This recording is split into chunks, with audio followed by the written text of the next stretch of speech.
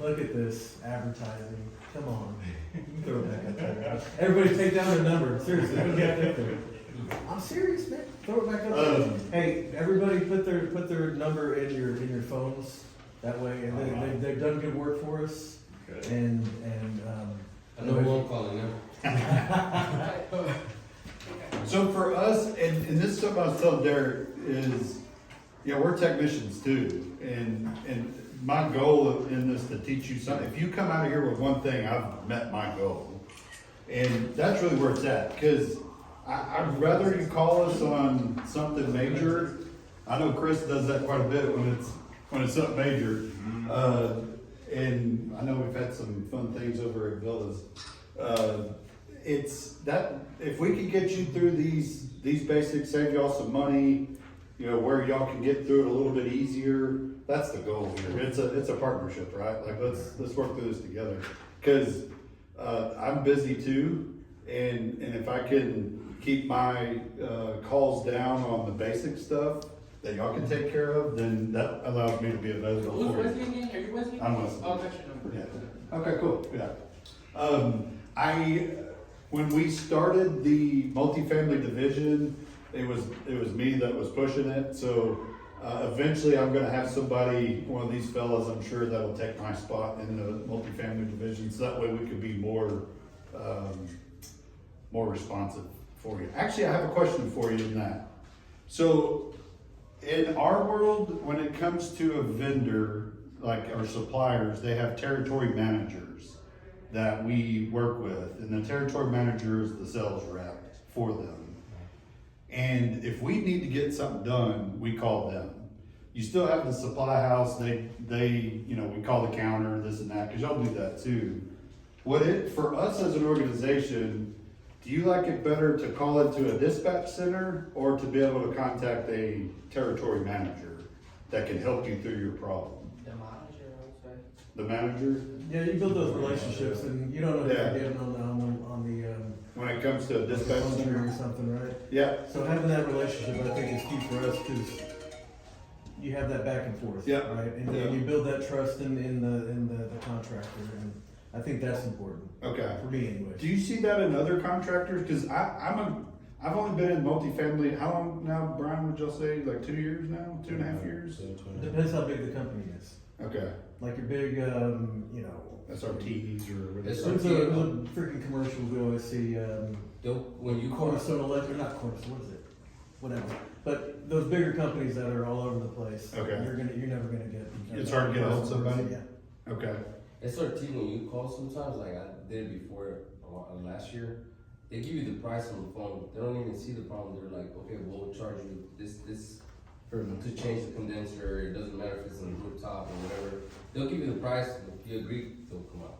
okay. Yeah, but I mean, I've used them maybe twice. Let me ask you this. So have they ever quoted you to replace a condenser, came out and saw that it didn't need to be replaced and actually diagnosed the problem and told you, hey, we can replace, this part and keep it running for you?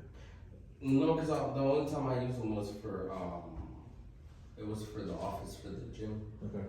Yeah, that one was already bad. It would have blown out. God, it was- But we always try to do everything in house. Yeah, 100%. That's really where it's at. And that's the thing is, I'm just trying to figure out, like, how can we be support, along with y'all? Like, because I don't want to do everything. You know what I mean? Like, it's, I don't want you to do it. exactly, yeah. It's one of those that as the relationships get there, then, we can have some give and take there. So I appreciate that. Okay, let's dive into some low voltage stuff.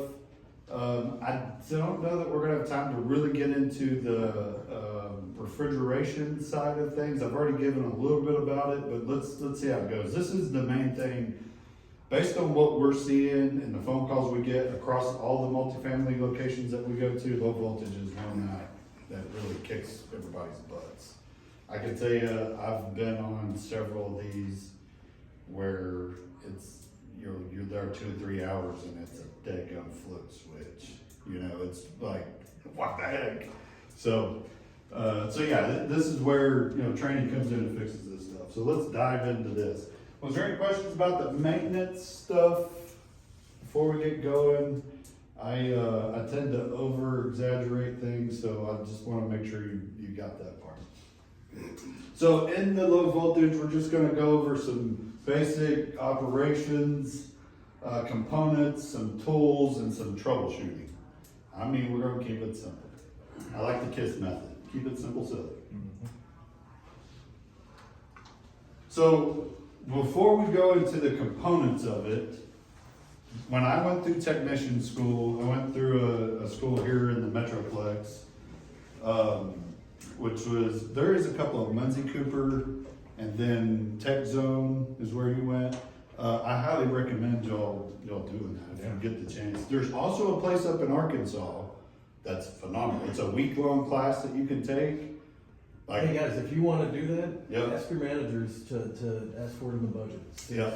I know it's extra time and you're busy, Yep. but if you wanna add that to your repertoire, it's gonna help us, it's gonna help you, Mhm. and it'll help your resume. I mean, the reality of it is, Arkansas. I want all of you guys to stay for your entire career, You look but at that's not Arkansas, the realistic AC, thing, right? So, I'm done.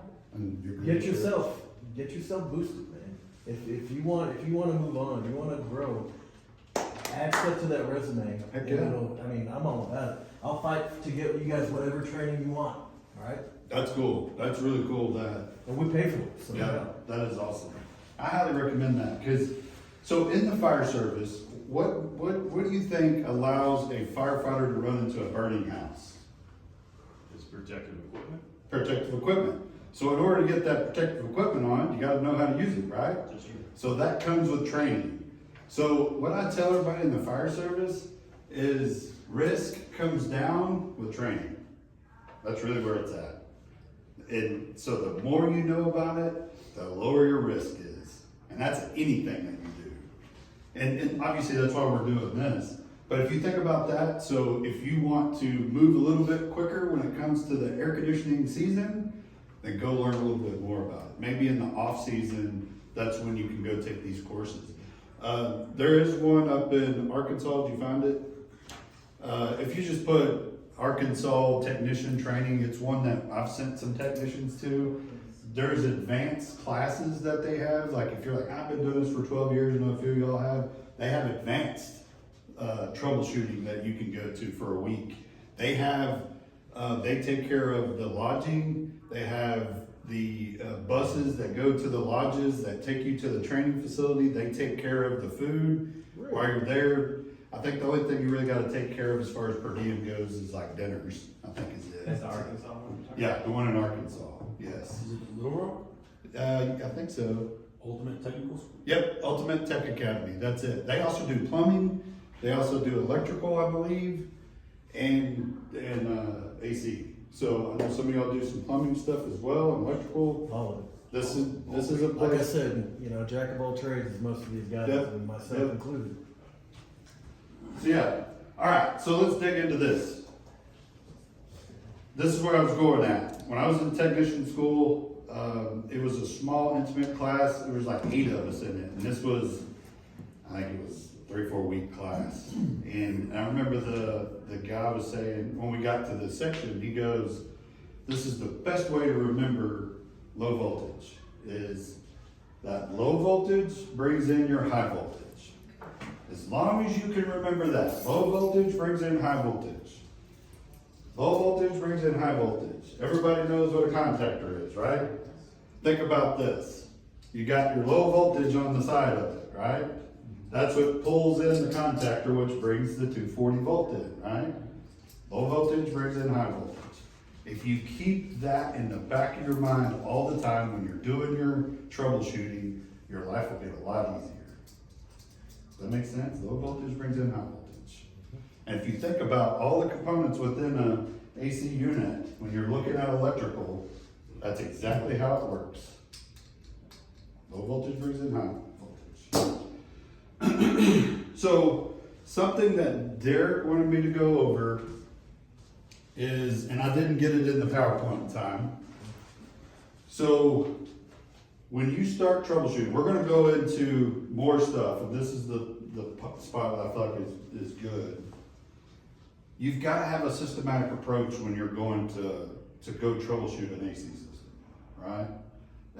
We all tend to, during the summer, go to the what place first? When it goes down, what component do y'all go to? Which one do you go to first? Okay, what'd you say? Thermostat, where you go? Yeah, there. Go, air handler, you said capacitor, was that you? Compressor? Compressor? What would y'all say? Electrical. You go right into electrical? Yeah. You see how different it is across the room? You gotta have a systematic approach when you're doing it. And this is what we train our technicians. You have to start at the thermostat. I know if a handful of y'all said that, that is the first place you have to go to when it's troubleshooting. Now, you always wanna talk to the residents. See what it's doing, listen to them. Because they can tell you the story very quickly, would you agree? Because they're living in it, they know. They know the sound, they know the pop, they know the whatever weird thing that it's doing. Listen to them, see what they have to say. They say they want a new unit. Yeah, they always do. They wanna try. Yeah. So go to the thermostat. If you turn the thermostat to fan on, then that tells you a lot of stuff. Would you agree? Like that tells you a bunch. What are some things that it tells you? Like you turn fan on and you hear it kick on. What do you know is working in there? Fan motor's working. What else in there is working?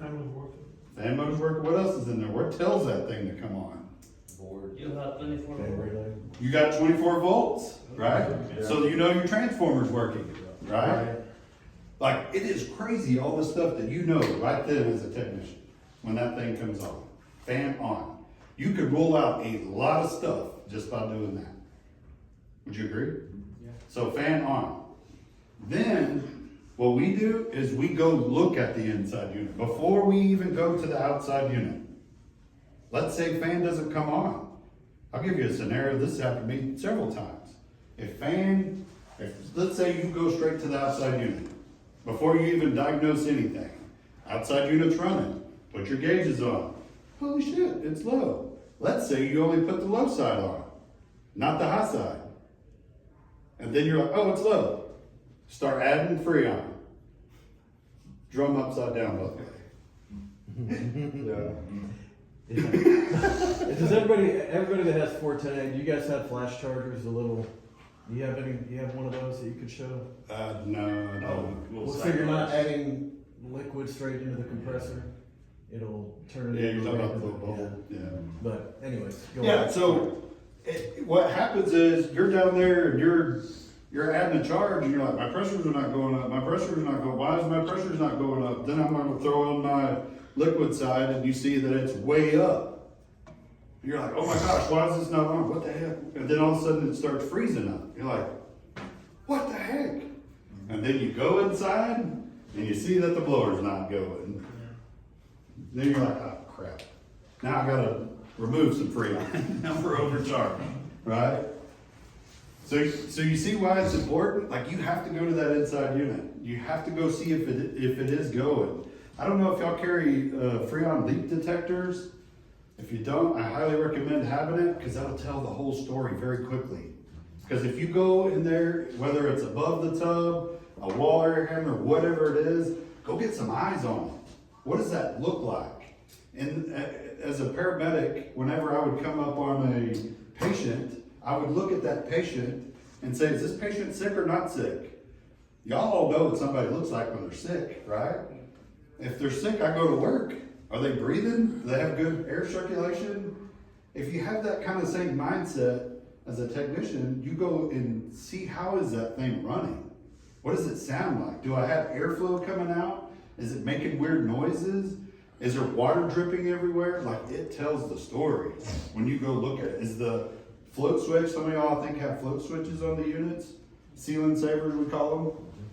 If you go look at that stuff, I mean, I think I was saying something a minute ago, I've had a float switch kick my ass for 2 hours. If I would've gone and looked at it first, it would've told the whole story, right? So go look at that inside. One thing that I tell them is open up that unit Is the blower wheel dirty? Cause that messes up the charge too. Is the coil dirty? That messes up the charge too. Is that blower, have y'all done where you spin that blower to see how well it spins? To see if the bearings are clogged up or wore out? Do you ever go like this on it? You know what I'm talking about? You got your fins, you got your hand on, make sure it's off, right? Power off. We don't want to stick our hands in there. So if you go in there and you just wiggle that thing like this, that'll let you know if those bearings are really bad. They're better now. Yep. Because if you got a lot of slack in it, there's a problem out there. You'll know right then, just by looking at it. If you have a freon leak detector, just run it through there, see if you're getting a hit. Because if you're gonna go out there and charge it, sure, I get it. EPA says if it's, how many percent, y'all remember off the top of your head? For what? If it's this much, I'm not allowable. you probably went through it in your class recently. Yeah, I can't remember. There is a certain amount that you're not supposed to charge it. You have to fix it. If any of y'all have EPA certifications, that's what EPA says. So you gotta do your due diligence up front.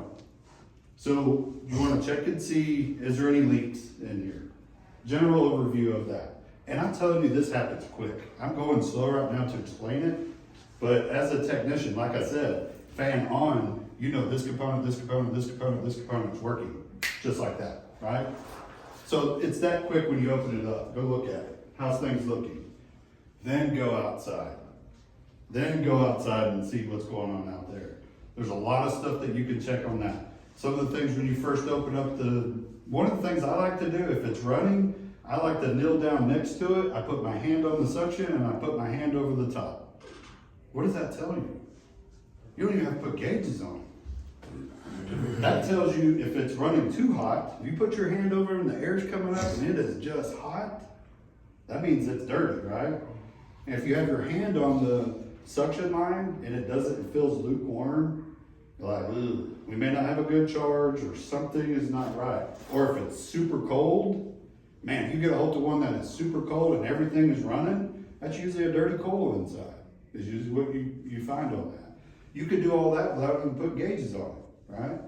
So then open it up and then start looking. Do you have a bunch of cobwebs and geckos and all that stuff in there? Get that cleared out. Is the capacitor popped? You know, those are the little things that you can look at on a systematic approach. I know we talked CFMs earlier, right? So does everybody understand the CFMs now? What was it, 400 per ton?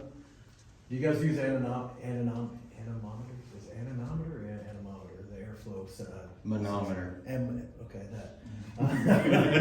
There's so many. You can do that quick calculation, find out if you're supposed to have 600 CFMs, get to that vent closest to that unit, and see what you're reading. If you're getting 300, you know something's up, right?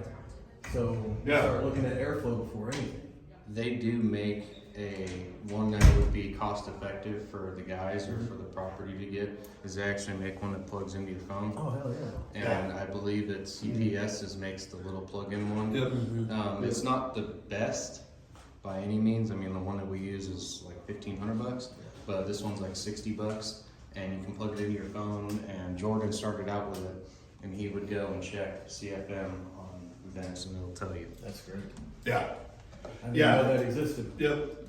Airflow is where it's at. And like I said, when we were on the inside, you want to see how the airflow is. And you could get the longer you do it, you put your hand over it, you'll know if it's blowing. If it's blowing too cold, and that's, when I say too cold, it's colder than 55 degrees, you got a coil that's freezing up or it's super dirty. So yeah, like I said, you're gonna go, when you're out that outside unit, that's when you could start checking things with it. Is it running or not running, right? There's a few little things you could check. You could do a little spin on that. If it's not running, do a quick little spin on that condenser fan motor and see if it's locked up, right? And then you can really dig into your troubleshooting. Think about this. If you go to fan on the inside unit and it doesn't come on, do you need to go check the outside unit? Catch it? Let's say in the beginning, I said go to the thermostat first, turn fan on, and the inside fan does not come on. Would you want to go to the outside unit and check it first? No. No, why? Because the problem's inside. The problem is inside the panel, right? So, I don't know, the relay or something Yeah, like there's that. no relay, it's not gonna be outside. That's right. Yeah. You may not even have 24 volts from the transformer, right? If you don't even have this, will it tell the contactor outside to come on? Nope. You see why I say go to the inside first? No matter what the residents tell you. We tell our techs all the time. We'll walk up to the front door, they'll go, outside unit's not on. Hold on. Hold on. Let me go check this whole thing out, right? That's where it's at. Check that whole thing out. I tell everybody, because, you know, my background's in the fire service, paramedic, firefighter. We are the paramedics of this AC system, is what we are. We gotta know exactly how this whole thing is working in order to diagnose it. You need to have the same mindset. You really need to know how that whole thing is operating before you can truly diagnose it. That make sense? All right, so that's the basics of just doing a run through. Like I have, we have a full process of going through a system. This is not the technical side. This is just the process of what to check. You see what I'm saying? So if you just keep it that simple, starting in the inside, work your way outside, then you'll know. You might have to come back inside and finalize something in here, but you are gonna do a systematic, I recommend doing that systematic approach every time. That make sense? Do you have any questions about that? I feel like you got a question. Good? All right, so let's dig back into this. So before we could really troubleshoot any kind of low voltage, we need to know what the components are and what it is. So, do y'all remember what the W, well, I've already got it up here. So W, what color do you typically see on that? What? White, yeah. That runs your heat. Y, what color do you typically see on that? Yellow for cool. Now there is Y1, Y2, right, for two stage. Any of y'all have two stage, you might have on clubhouses. Very rarely. Yeah, it's rare. So, yeah. G is for the fan. What color do you typically see? Green. And then your R and C, what color do you typically see for that? Red. Red. All right. And then your common. Black. Brown, black. Blue, brown, black. Yeah. Black for me. Would y'all agree that you gotta know the components because the colors may be different? Brown, yeah. Yep. Because there is times where your predecessor may have the common broke somewhere and the black was available. So I'm gonna make common black, right? That happens and you're gonna have to do that out there in the field, right? So if you have a general understanding of what colors do what, I think that's my next slide, then it makes life a little bit easier, right? Because when you go look at, man, these, sometimes you open up these, they look like a rat's nest. You know, with these low voltage wires, you know, the thermostat wiring, you look at that and you're like, what the heck? But if you go back to the basics of it and you understand what each one of these components are and what they do, man, that makes your life so much easier, right? Ours, the yellow one is black. At the property in the common is brown.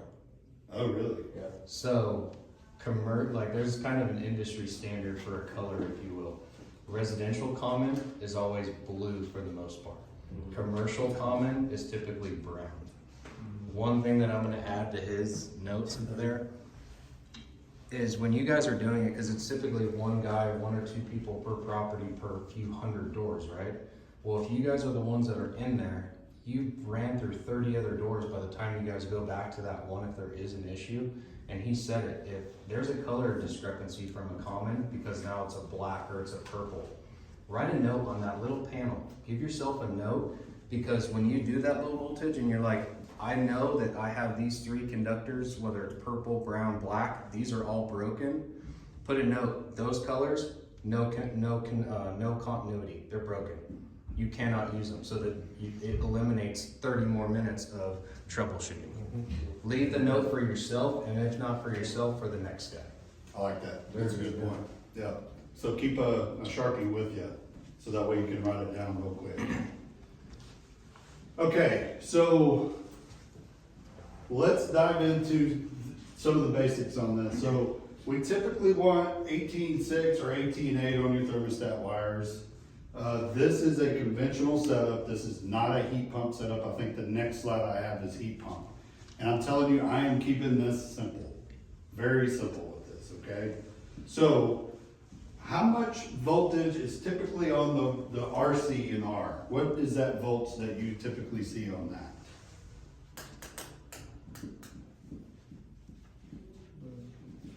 If you were to put your meter on common and RC or R, what would you say voltage you should be seeing? 24. It's not a trick question. Yeah, yep, it is 24 volts, right? No, so you've gotta have 24 volts there. So this red wire, the R, is what carries your 24 volts all the time, okay? So think of this as the conductor on a train. They're in charge. That R is in charge of everything that's going on, all right? So if you say, I want this thing to cool, what happens in the thermostat?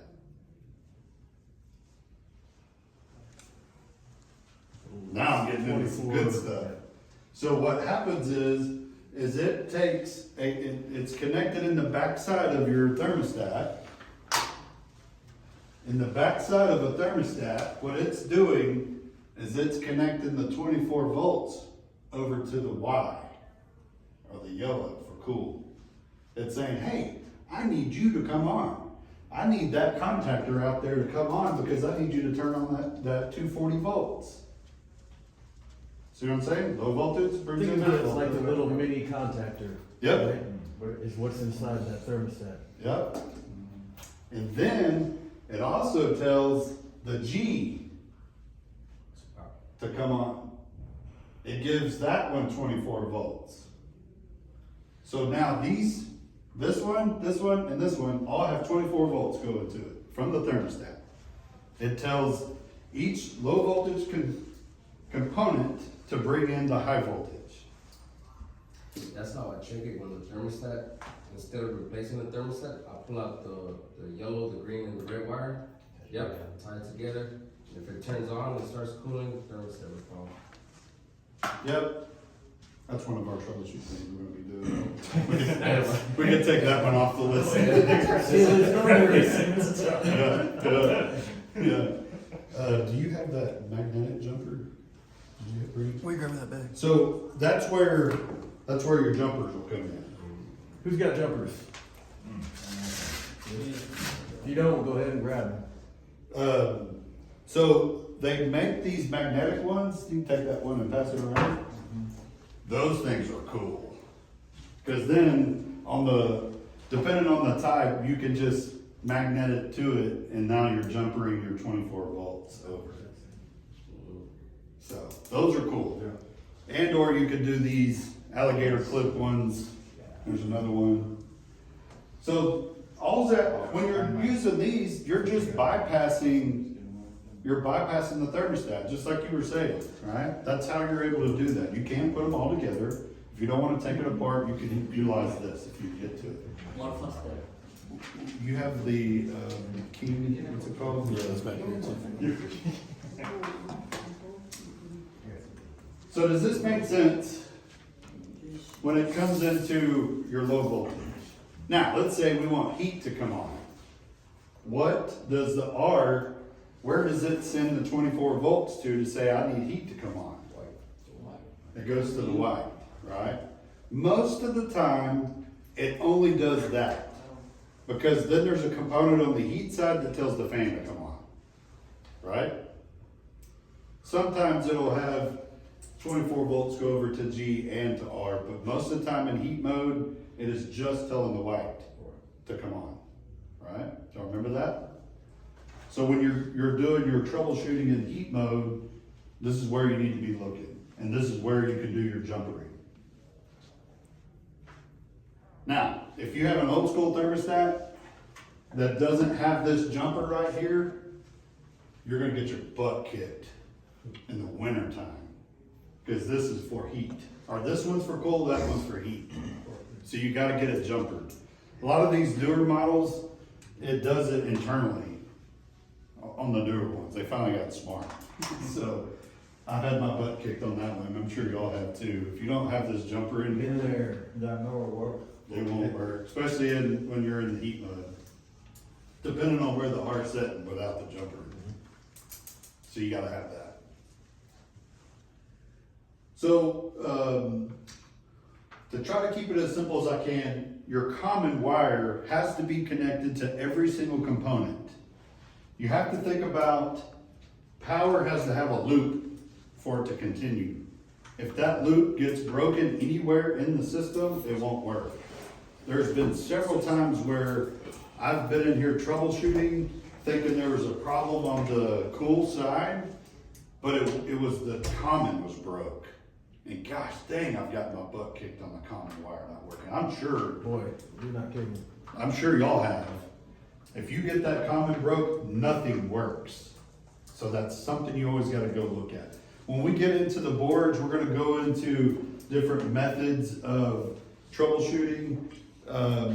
This is a new device that we are starting to incorporate. It's called the Jumper King. And to be honest, I haven't even used it because I'm not out in the field much anymore.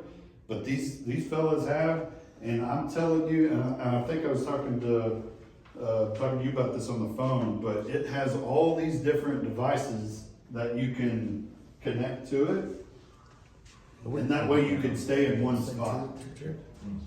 I'm looking at it right now, I'm finding it for It's $60. Yep. It's I mean, it's- $50 a piece. Yeah, it's not Yep. bad. Yeah, because on this dude, when you connect it up, you can just start flipping switches. Instead of having to do jumper all these wires together and wire them up, you can do it all from here. That's cool. And I know a lot of y'all have properties 3 or 4 stories. It sucks if you're on the first floor, now I gotta go to the roof. You know what I'm talking about? This right here will help you with that. And we're gonna do some playing around with this in here as well. But they have different components in here where you can even just screw this into the wire itself. Like You don't have to cut You don't have to and cut it. remove the you sheathing. see how so you just stick that over the wire, it punches into the wire, and now you connect your wires up to your device and you're good to go. Nice. See what I'm saying?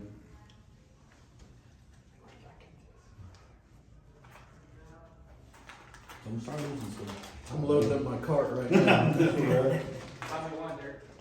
I got you. Hey, just tell them Derek said so. That's fine. And just I so got you your know, back. they are not an affiliate with us, it's just a cool tool. Just a cool tool that we found that, at the end of the day, you're only as good as your tools that you have with you when it comes to diagnosing, right? You gotta understand your tools, you gotta know how they work. There's YouTube videos, I'm gonna show you some where to go to do some troubleshooting videos. and I'm not stuff. kidding. Anything that you see here that you feel like would make your life easier, that's what this whole thing's about, right? Let's save you guys some Yep. time and give you some more life back, right? Because I know it's a bitch Yep. to sit there troubleshooting. So anything you see, if your manager says no, tell them to talk to me because I'll make sure it happens. Because Yeah. let's save money, save stress, save a little bit of your lives, right? Yeah, so, is this the one you use for most of your troubleshooting? I mean, it's that simple. You don't need your gauges, this is all you need. Something this simple. That's it. I wouldn't even carry gauges. Gauges should be the last thing you carry if you break out. Cause just like I said, you can kneel down next to one and feel it and see if it's low on charge. So if you have something this simple, you can get, I think a drill would be about the only other thing you would need. Low impact drill to go do your troubleshooting. Okay, does that make sense on low voltage? We're gonna talk a little bit about heat pumps. Okay. Do you see what I'm saying? Low voltage brings in high voltage. And then that R wire, the red one, the R and the RC is the conductor. It's the one that's in charge of telling each component to come on. It brings power over to it. See what I'm saying? If you understand that concept, your troubleshooting gets way easier. Make sense? So the difference when we talk about a heat pump, everybody knows what a heat pump is? Who's worked on a heat pump? Just curious. I know you have.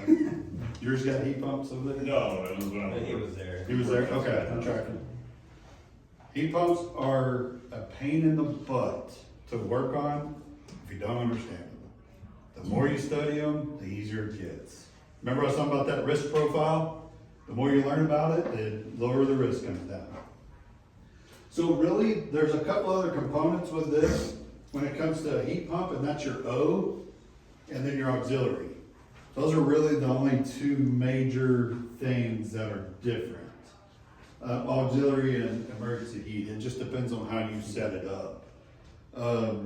Your O, and it depends on the unit, but there's also a B. So majority of the units that are out there for y'all's type properties, the reversing valve charges in cool mode. Reversing valve charges in cool mode. Does everybody know what a heat pump does? What the difference is? The heat one, I work in the heat and the cool, right? So the When condenser it's runs- reverse, is the cool, when this is Yep. heat. So up until a certain temperature, like before it gets down to freezing, right? You're gonna be heating using the condenser and not your heat strips, Mhm. okay? So that's what the heat pump does. It's supposed to be more efficient, whatever, pain in the ass. And then it's got a sensor when it gets too cold, it'll kick the emergency heat on, the heat strips. Yeah. Yeah, Simple, I like right? it. Yeah. Simple until you get one in front of you and then you wanna. Yeah, then you're like, what the heck? Yeah, so to add to what he's talking about is, you know, in the summertime, you go to the outside unit and it's hot. You know, remember I was saying, put your hand over that fan and see if it feels hot? Well, during the winter months, that's now cold and the inside's hot. It just reverses the effect, is what it does. So in order for that to happen, you gotta have controls in the thermostat to tell what to come on. So like I said, 90% of the equipment out there, it charges in cool mode. So all it's doing is sending R from the R over to that O. When you're doing the jump ring like you were talking about earlier, if you wanna see if it's working, bypassing the thermostat, then you're gonna, in cool mode, you're gonna charge the O with the R and the G and the Y. You put all those together on a heat pump to bypass. I think we did that with you, that first crossover we put in. Because we ran, yeah, we just tie them together and everything comes on. That's how you know a thermostat's bad. Yeah. I'm not gonna dig too much into heat pumps because not a lot of y'all have it. If you have some scenarios with us during the Q&A stuff, then we can. Yeah. Okay, yeah. Yep. So on, when it comes to auxiliary heat, some of these heat pumps it'll keep the outside running and it'll also bring in some heat strips to kind of help keep up.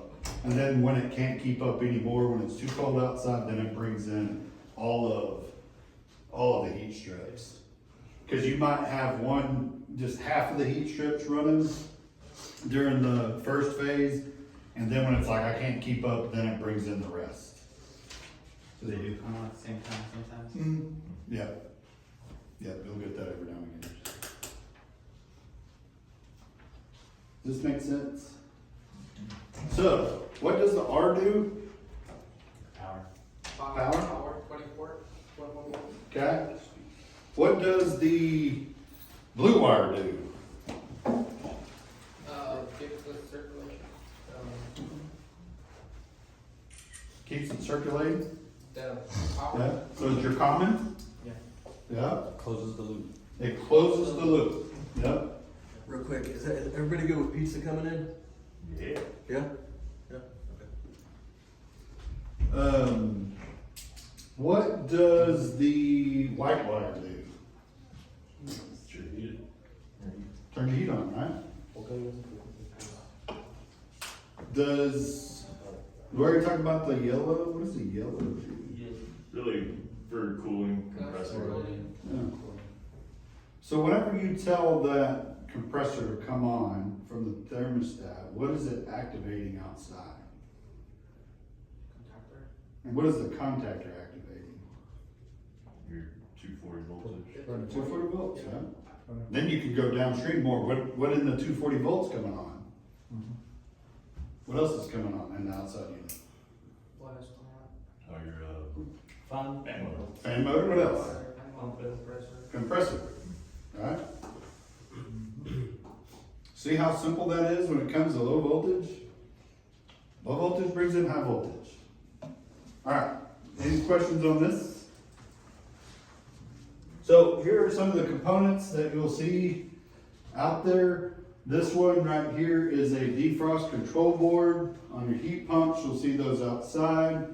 You'll even see some that look similar to this is a fan relay board. If you're old school, then you might even have a stack relay, which I don't have any pictures of it. There's some on these boards. There is? Yeah, you might even have a stack relay, like this one right here. Yeah. You'll see that? I've See seen red that. light. Those things are a pain in the ass, aren't they? Yeah, you have the stack relays? I did. Yeah. So sometimes you'll even have a fan relay that looks like this. We have some of these on the board too, that runs a fan. Sometimes you'll even have a contactor inside that runs the heat strips. Have y'all seen that? Mhm. I can tell you this, if you have room in the cabinet and your stack relay goes out, you can put a contactor in instead of this. Yeah. It does the same thing. It's just not delayed. Because you know those delay them coming on. Transformer, what does it do? Converts to the Power to 24 Yeah. Something that you were, was that you talking about, you had stuff exploding? So if you have a transformer that messes up inside internally and pushes 240 volts through, what happens? everything on Friday. You fry everything on the low voltage side. So that could be a cause of it too. So where is that connected? This transformer, where do you typically see that? air handler. In the air handler? Yep. So here's a little tech trick. Anytime you replace a transformer, always put an inline fuse on the low voltage red wire side. See what I'm talking about? Y'all probably seen these before. You know your single spade, do you have any with you? Fuses? Fuses? Y'all see what I'm talking about? Anytime you replace a transformer, always put one of these in line. Even though there might be one on the board, Not on the board, yeah. still put this one over here. Because this will help protect everything else in it. And that's these little spade ones. You know what I'm talking about? The 5, right? Yeah, I would start with a 3. You know, just crank both ends with a female and just stick those dudes on there. Does everyone know what he means by that, breaking the red wire? By putting 2 female ends on one end of the red? Do you guys understand that? That make sense? Yeah, you put the Yeah, see how they put these female Yeah. ends right here? in there.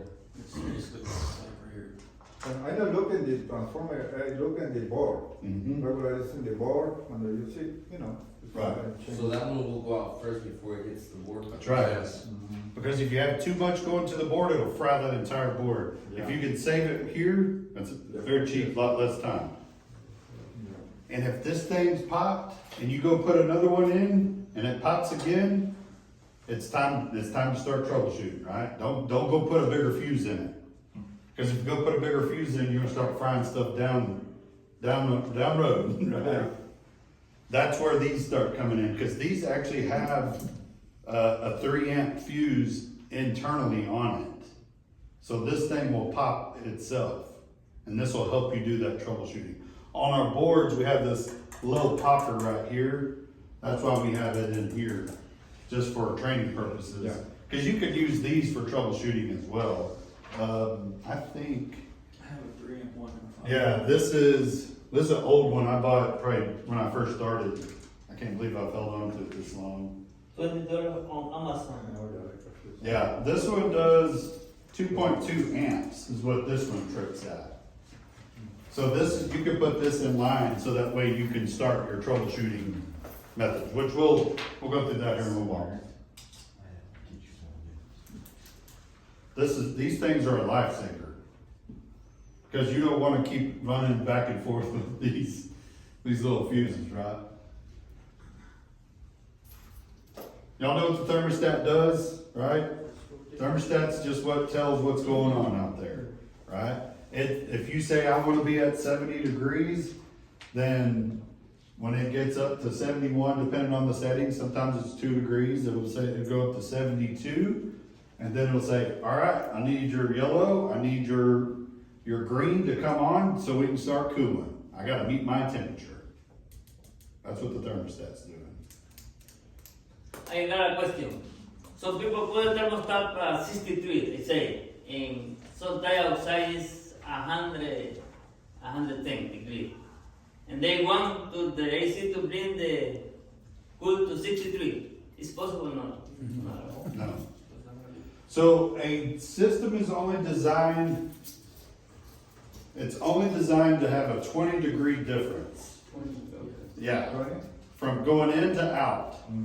So if your unit from air going in to air going out has 20 degrees difference, it is doing all it can do. And they are designed for 95 outside, 75 inside. That's what they're designed for. 95 outside, 75 inside. So here lately, when we've been running 112 degree heat index, we just had this talk yesterday morning. If you are getting a 20 degree split, we call it a delta T at the unit, then that's doing all it can do. Now you got external factors. It's just too effing hot. That's where you got to start looking at insulation and air leaks in the house or apartment and stuff like that. That's what you got to look at. It's always good when it's this hot outside to make sure all windows have drapes over them. They're all shut, not letting any light in, and you got fans going. The more you can have fans going and circulating, even the tall towered ones, if you have those in there just circulating, that will help a lot when you get into these 100+ degree days. Yeah, I have a question. When you set in thermostat, for example, and 70, okay? If you put the laser in the vent, the out, how many degrees is lower in the vent? 10 or 5? So you typically will see around 55 to 60 degrees coming out of the vent. Is about what you'll see. Like 10, right? Yeah, and it's gonna be like that all the time. It Yeah. doesn't matter what the temperature is set at on the thermostat. What the thermostat is telling, it's not like our cars. Our cars, we can set what temperature comes out of the vent. Yeah. These don't work this way. These have the same temperature that comes out of the vent all the time, right? That's what I say, it's 55 to 60 degrees is where it's at. That's why you wanna look and see air coming in, these are designed, air coming in, and then going out, it's gotta be 20 degrees difference. That's when it hits that coil I was talking about. The evaporator coil. So if it's 80 degrees in the house, it's only gonna be blowing out 60 degrees Yeah. until the temperature starts to drop. Yeah, Oh, all right. that's what happens. It's gonna keep that cycle going Yeah. until it meets that But demand. it's down. Yeah, so it meets that 70 degrees. I would tell most people that, especially this time of the year, you're probably not gonna get lower than 75 degrees in your house. Yeah, I think the lowest I've seen it goes like 69 in apartments. And that's probably a first floor, one that's Yeah. tucked away a little bit. Yep. Cause you're not gonna get it on the top floor, there's no way. Okay, question. If, for example, when the people like putting, for example, outside is 90, right? And when the people like put the thermostat, setting thermostat in 65, if the thermostat only work, for example, in 70, 73, is normal? Because the people say, no, but I put the, 65, It's not- man, it's it's not very how- hot outside, That's not how it Never mind, works. they take Yeah. the temperature. So put a fan, turn a fan on. There, you know how you go to a hotel and you're like, I want it cold. Yeah. That's what they're trying to do, and you just don't, you can't achieve that. You can achieve it, but you gotta insulate the heck out of everything. Your windows have gotta be rated and your top rating. And if you're on the top floor, your insulation in the attic's gotta be right, the insulation in the walls have gotta be right, the insulation between the floors have gotta be good.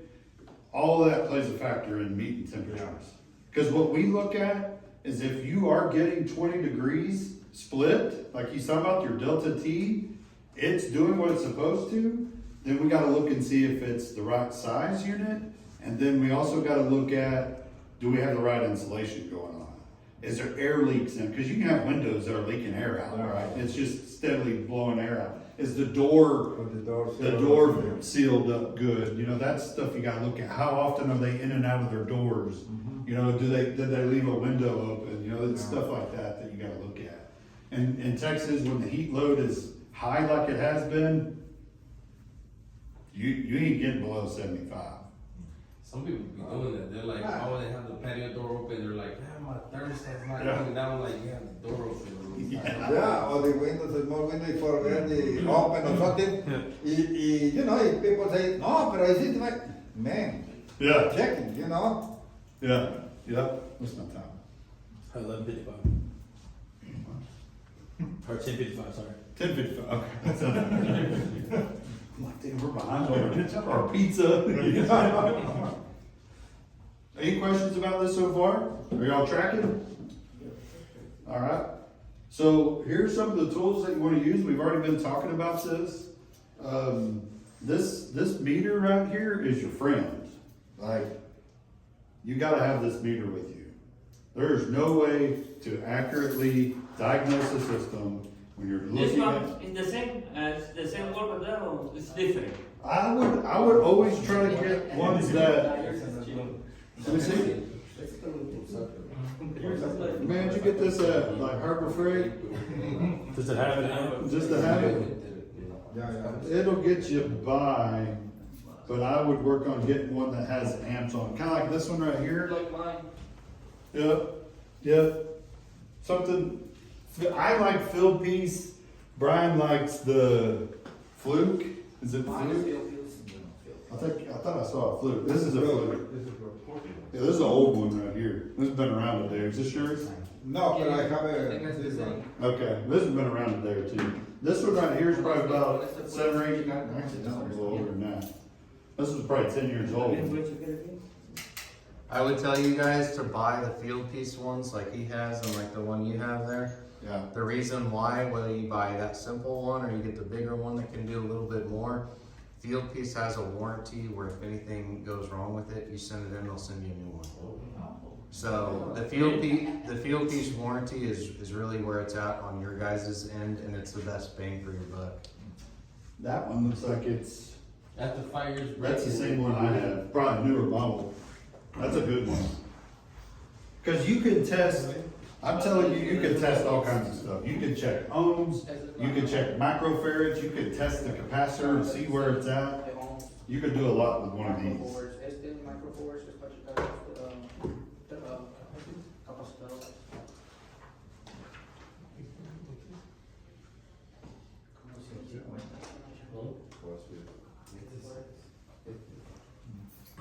Take a picture of this page right here. So I don't know if I can get this connected to the internet.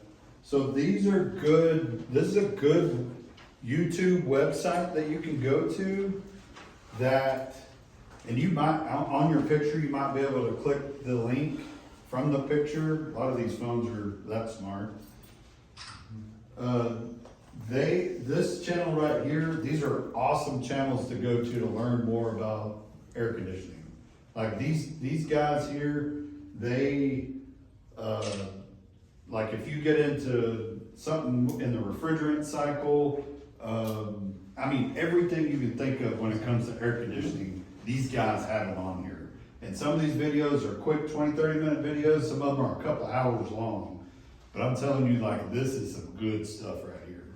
YouTube is a friend. Oh, I'm telling you, when I first started in this industry, I went to YouTube University. Me too. That's what I did. I still do it to this day. I rebuilt one of my side-by-side motors from YouTube, like replacing pistons and stuff, you know.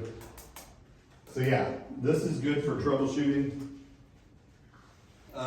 So, does this make sense? We're gonna get into doing some troubleshooting, and it's a little after 11, is that right? How about let's take another 10-minute break? We're gonna get these boards set up. We're gonna break out in a couple of breakout sessions. Whoever's at this location, do y'all have an extension cord here we can use?